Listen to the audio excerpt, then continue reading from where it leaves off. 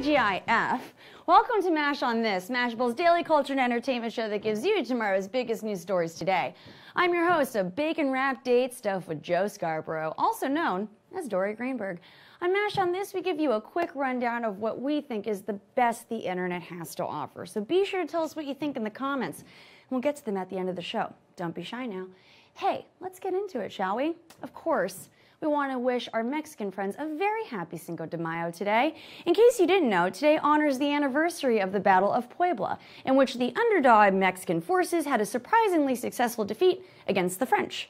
Contrary to popular American belief, this is not Mexican Independence Day, which is September 16th, when Mexico was recognized as an independent nation about 40 years before the Battle of Puebla, which is celebrated today. Today also marks another anniversary, namely Donald Trump's Taco Bowl tweet from last year, where he claims to love Hispanics. Let all of this be a reminder to Americans to not be an insensitive ding-dong today, and to also leave the sombrero at Party City where it belongs. Last night, Veronica Mars / Anna from Frozen / America's Sweetheart Kristen Bell guest hosted Jimmy Kimmel Live and pulled off a very elaborate singing promposal.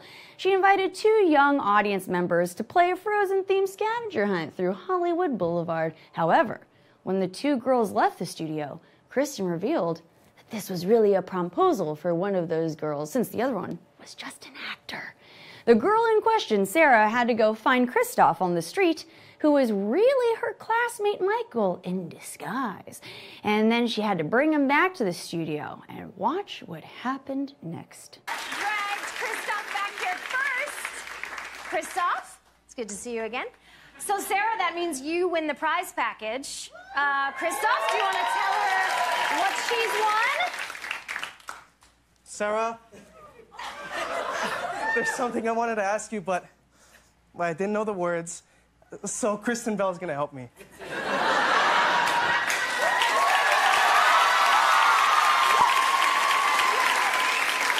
Sarah, I want you to think about this, okay? Don't answer until I'm done singing.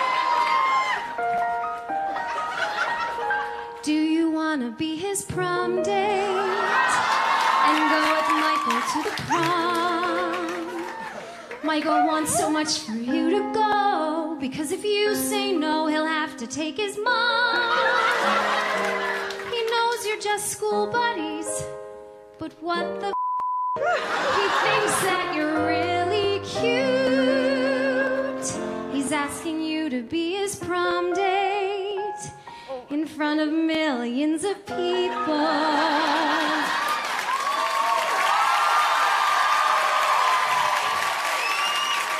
If you say no, this will be awkward. Yes.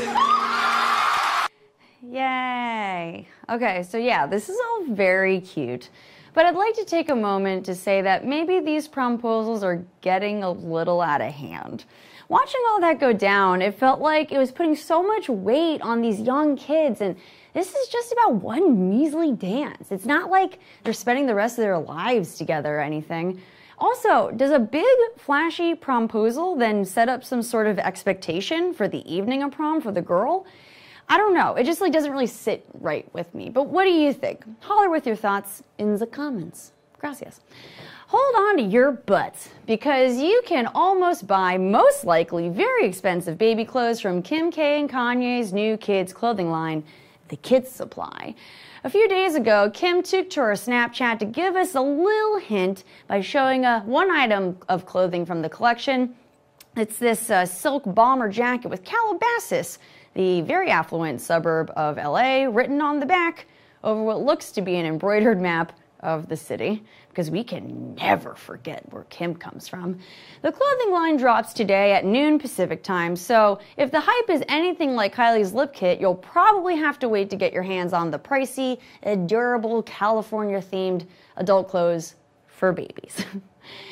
Y'all heard about that family that got booted off the Delta flight a few days ago? In case you didn't, there was this video floating around of the incident. Brian Shear got into an argument with officials after being told that he and his wife had to give up the seat they originally purchased for their 18-year-old son, but they had sent him home early on another flight so that their toddler could have his seat on the plane. After arguing back and forth while Shear's wife was filming, the agent then told Shear that unless he complied, the crew would have to deplane all the passengers and could arrest the Shears and send their kids to foster care. Super unnecessary. And this is why Delta is now apologizing publicly for the incident. In a statement to the Washington Post, Delta Airlines said, "We are sorry for the unfortunate experience our customers had with Delta, and we've reached out to them to refund their travel and provide additional compensation." So, now 3 out of the 4 biggest airlines have had to deal with scandals regarding the mistreatment of customers, specifically in regard to overbooking flights. At some point, shouldn't the industry as a whole try to reevaluate this whole system of overbooking, before the next incident happens, which it most likely will, and even more pitchforks start to come out? I don't know, just something for the airline companies to chew on until the next one. Now, this next story will have women feeling some type of way. There is a new subscription box out there, and it's specifically for single ladies. It's called Single Swag, and it's chock full of products that aim to make your pathetic partnerless life that much more bearable. The company's website exclaims, "Treat yourself or a single you love," and talks about how it wants to make single women look and feel beautiful while empowering and inspiring them. For about $25 to $35 a month, a lonely gal could receive things like a plate that says "Girl Boss" and a foldable wine bottle, or a book about bad first dates. Who wants to read that? And of course, a pair of socks that say "My mascara," and I'm counting it as exercise. So I'm personally a little torn about this one because on one level, yeah, the sentiment is nice. Single women should feel confident with who they are and not rely on another man or woman for happiness. But on the other hand, this all feels a little icky, because as someone who was single for almost a full decade, I don't know if an eye mask with a sassy statement on it or artisanal cookies would have made my past self feel better about being single. Also, read Rachel Victoria Thompson's article about this on Mashable.com. Before you do that, I want to know, what do you think about this? Is this something you would sign up for, or maybe even worse, sign a friend up for? Let us know in the comments. There is a very important election happening in France this weekend, where the French people will be choosing between the centrist politician Emmanuel Macron and the Donald Trump wannabe Marine Le Pen. The election is super important because of how diametrically opposed these two candidates are and how they each would take France in very different directions if they won. But a surprising element of this foreign election has been the presence of alt-right memes. Even though many of these memes are in English and don't hold the same weight in French culture, many supporters of Le Pen are trying to mobilize them as a way to undermine Macron. It's kind of a weird phenomenon and one that we're trying to understand. So here to help us break it all down is one of Mashable's finest viral content editors, Mr. Peter Allen Clark. Come on down, Peter. Hey. Let's hug it out. Let's hug it out. How are you? I'm doing pretty well today. Spent the last couple of weeks in alt-right memes, and I'm feeling refreshed. So intense. Oh my gosh. Woof. So while you were deep in the alt-right meme world, I did it. And researching, talked to a lot of people. What kind of discoveries did you make, and which were like the most surprising? Well, as we talked about yesterday, the New York Times put out a story sort of saying that these memes were not affected because they couldn't translate so much into English. But one of the most surprising things that I found was how that basically doesn't matter. It kind of doesn't matter whether this has any real electoral impact on the actual election. It's the whole phrase about a movement, rather. It's something that is empowering to this community and really bolsters. It's like an echo chamber. It's feedback is what it is. Mm-hmm. Is it the more that bounces back and forth between members and finds new members to bounce back and forth, the louder they seem to each other, and so the more power they feel, and so ultimately the more power is a possible outcome of that. Jeez. Yeah. It's so weird. Great stuff, yeah.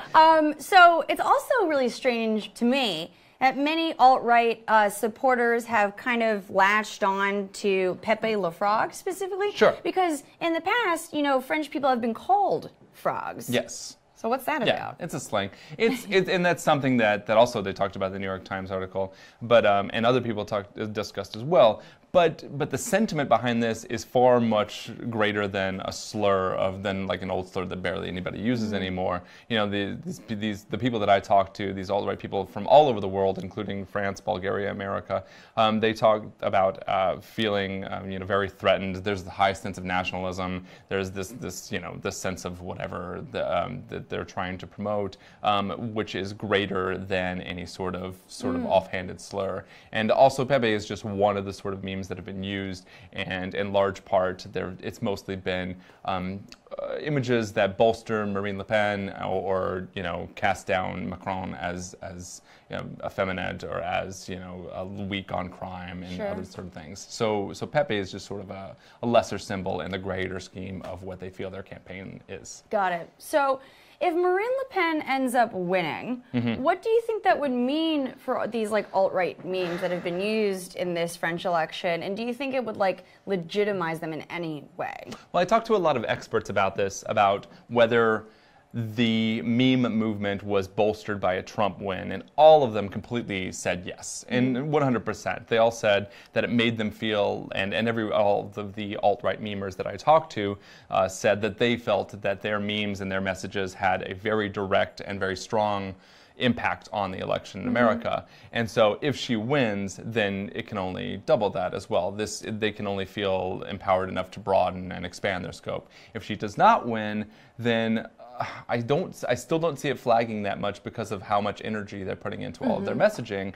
and you can very much see reasons cast out of we didn't win because the mainstream media cast it as this, or we were cast as that. They never take the blame on themselves. Sure, it's one expert talked about it in terms of crowd mentality, of just feeling like you're a part of this mass and us versus them, and everybody's against you, except when they're collecting members all over the world. Yeah. So either way, I feel like they will continue this memeing. No end in sight. Yeah, no end in sight. It's going to be okay, everyone. So for even more info on this is really fascinating stuff. Peter has a really fantastic article coming out on Mashable today. Yep, going up just real soon. It's like any minute now. So be sure to read that on Mashable.com. And until next time, Pedro. Au revoir. Au revoir. Au revoir. Mwah. Mwah. Au revoir. Toodaloo. Okay, moving on. We're ending on a high note today because news came out yesterday that Martin Shkreli, the human-sized gnat that just won't go away, has been officially banned from Twitter. Some might remember that he was temporarily suspended in January for his gross harassment of journalist Lauren Duca, but as of yesterday, he has now been permanently suspended from the platform, according to a statement posted on Facebook. Once that happened, the troll, who first gained infamy for hiking up costs for HIV medication, then tried to set up a new Twitter account with the handle @TrashyTheCat, which ended up leaking 2 unreleased tracks off Lil Wayne's album and followed Lauren Duca too, so that was a little dicey. Thankfully, @TrashyTheCat has also been suspended. But if you know anything about this incessant pharma bro, you know that just because he's not on Twitter doesn't mean he won't have another channel to spread his vitriol. But at least we know that now Twitter is, you know what, I was gonna say safe, but that's definitely not the word because it's not true. Maybe it's like less bro-y, but that's definitely not it either. I don't know. Twitter is just getting better. Maybe.